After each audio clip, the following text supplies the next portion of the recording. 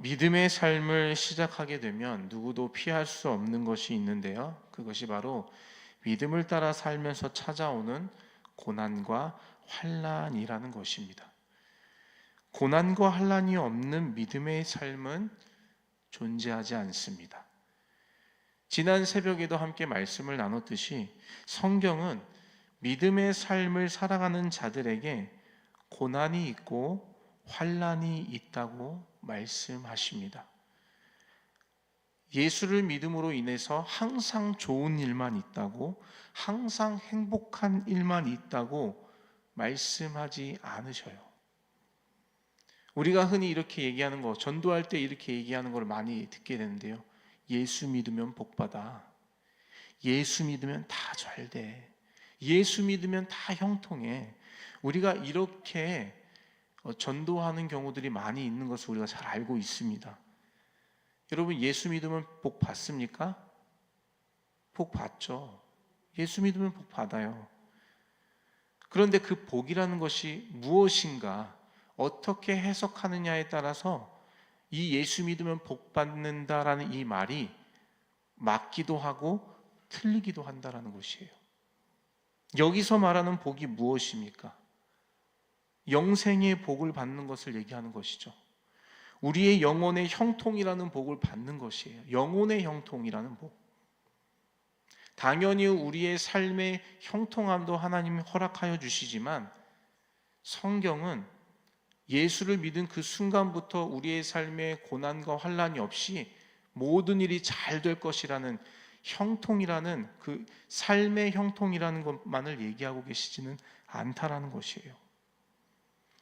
복을, 여기서 말하는 이 복을 물질의 복 혹은 우리의 형통의 복으로만 해석하면 그것은 성경을 잘못 믿고 있는 것이죠.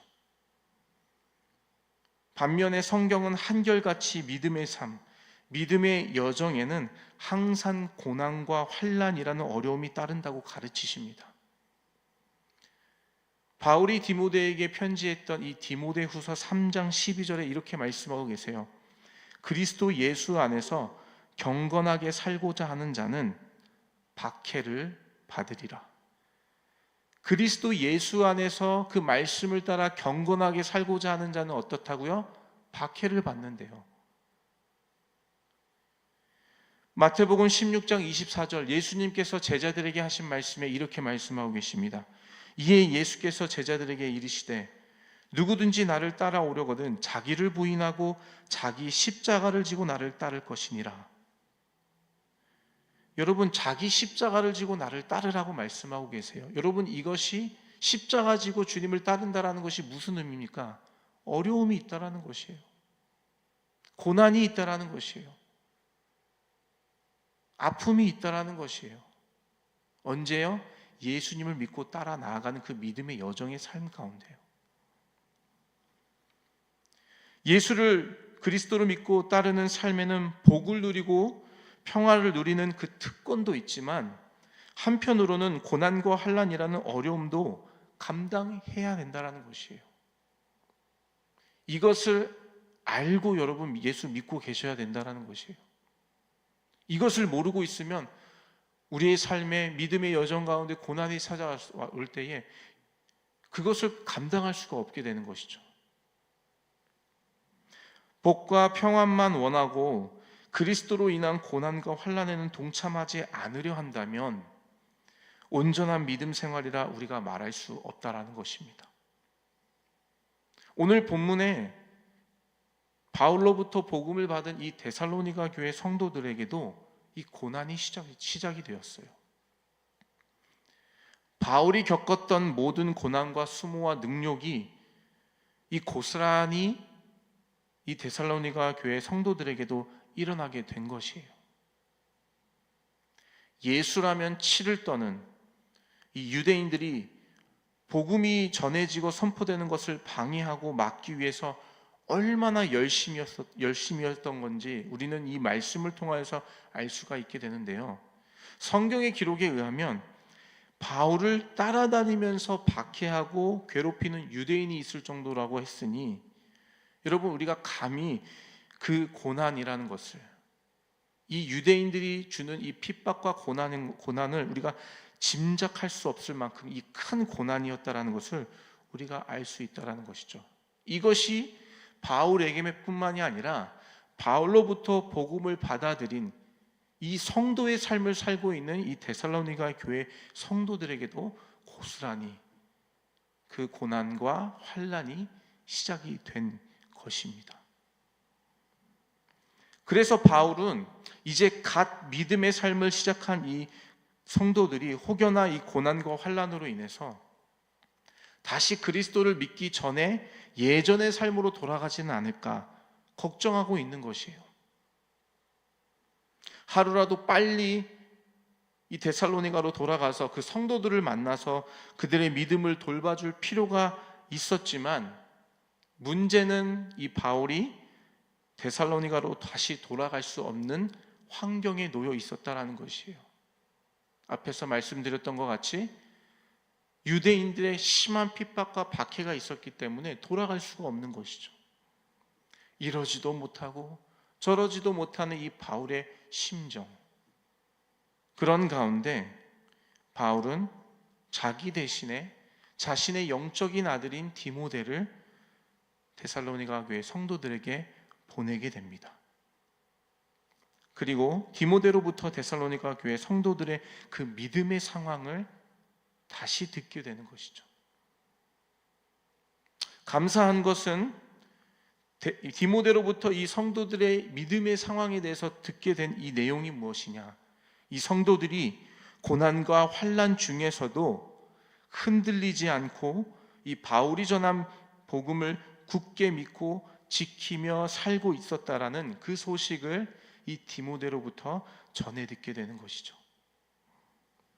이 소식을 들은 바울은 하나님께 감사하지 않을 수가 없었습니다. 바울에게 이것만큼 기쁜 소식은 없었을 것이에요. 그들이 믿음을 잘 지키고 살고 있다. 고난과 환난 중에서도 흔들리지 않고 그 바울이 전했던 그 믿음 그대로를 지키며 인내하며 살아가고 있다라는 그 소식만큼 바울에게는 기쁜 소식이 없었다라는 것이에요. 이것은 단순히 바울에게 기쁜 소식일 뿐만이 아니라 여전히 고난과 환난 가운데 믿음 지키며 살고 있는 바울 본인에게 큰 위로가 된 것이죠. 기쁨과 위로의 소식이 바로 이 디모데로부터 전해들은 이 데살로니가 교회 성도들의 믿음의 모습, 바로 고난과 환난 중에서도 믿음을 지키며 살고 있다라는 그 소식이 바로 바울에게는 기쁨이요 위로의 소식이었다라는 것이에요. 그래서 바울은 7절에서 이렇게 고백하고 있습니다. 우리 7절 말씀 같이 한번 읽어보겠습니다. 7절입니다. 시작. 이러므로 형제들아, 우리가 모든 궁핍과 환난 가운데서 너희 믿음으로 말미암아 너희에게 위로를 받았노라. 아멘. 위로를 전해주는 소식이었다는 것이에요. 복음을 전한 자에게 가장 기쁜 소식은 복음을 받은 자가 어려움 속에서도 믿음을 굳게 지키며 살아간다라는 소식입니다. 그리고 그것은 뿌리고 심은 자에게는 하나님이 주시는 가장 큰 위로라는 것이에요. 저도 지난 13년 동안 중고등부 아이들 사역을 하면서 많은 아이들을 섬겼는데요. 사역 초반에 섬겼던 그 아이들이 이제는 성인이 되어 결혼한다고 청첩장 들고 찾아올 때가 있어요. 벌써 그렇게 시간이 지났다라는 것이죠.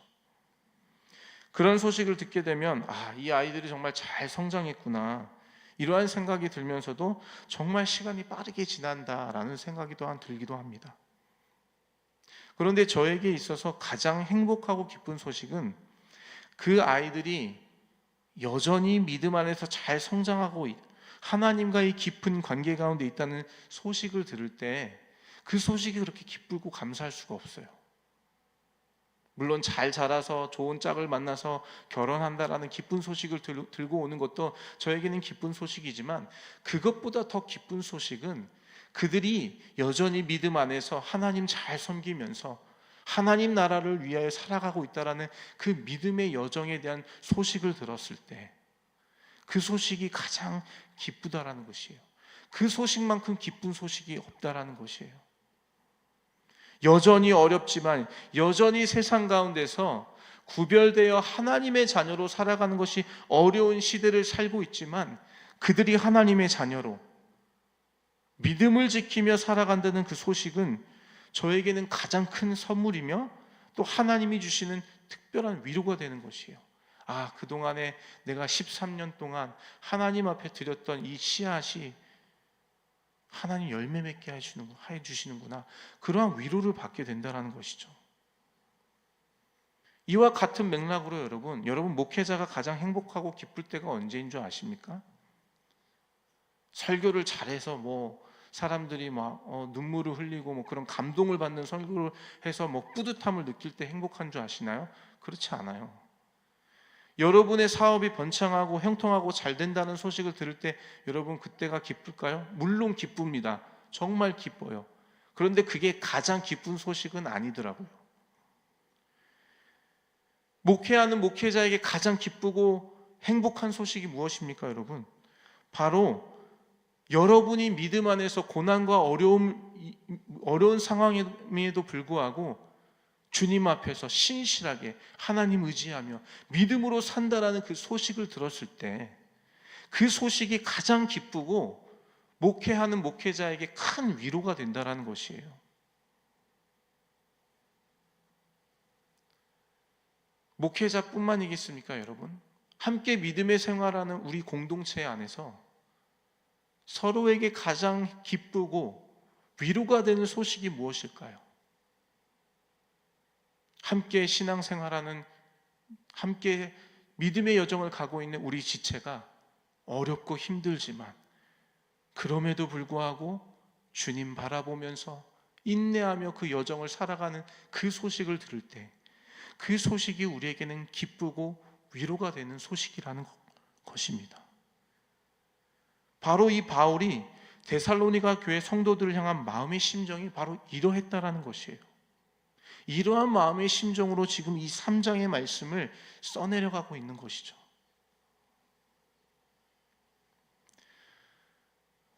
혹시 여러분의 삶 가운데, 여러분의 그 믿음의 여정 가운데 어려움이 있으십니까, 여러분?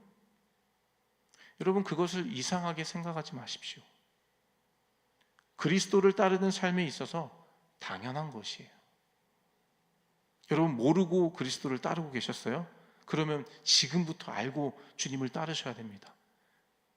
만약에 내가 그리스도를 따름에 있어서 고난과 환난이 있다라는 것을 모르고 따르고 계셨다면 여러분 지금부터라도 알고 계셔야 돼요.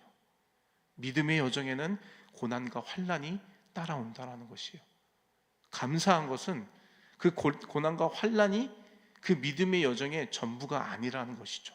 그 끝에는 다시 오실 주님을 만나는 소망이 우리 안에 있고 그 고난과 환난이 주님을 만나는 그때에 우리의 참된 기쁨과 감사가 되어지기 때문에 우리는 그날을 바라보면서 이 믿음의 여정을 하나하나 감내하며 감당하며 걸어갈 수 있는 것이죠.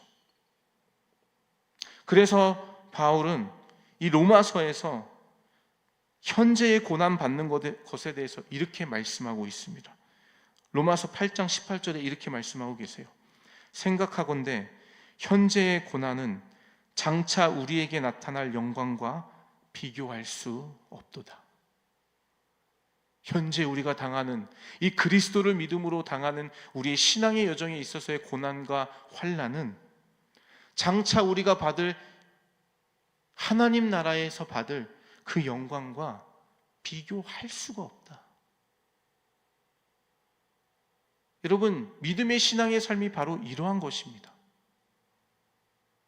지금 당장의 고난과 어려움에 매몰되어 살아가는 것이 아니라 그 고난과 환난 뒤에 있을 하나님 나라에서 누릴 그 영광과 그 면류관을 받을 그날을 바라보면서 그날을 소망하면서 그렇게 믿음의 여정을 살아가는 것이 하나님께서 우리에게 말씀하여 주신 참된 믿음의 삶, 이 땅에서 우리가 그리스도인으로 살아가야 될, 하나님의 자녀로 살아가야 될 마땅한 그리스도인의 모습이라는 것이죠.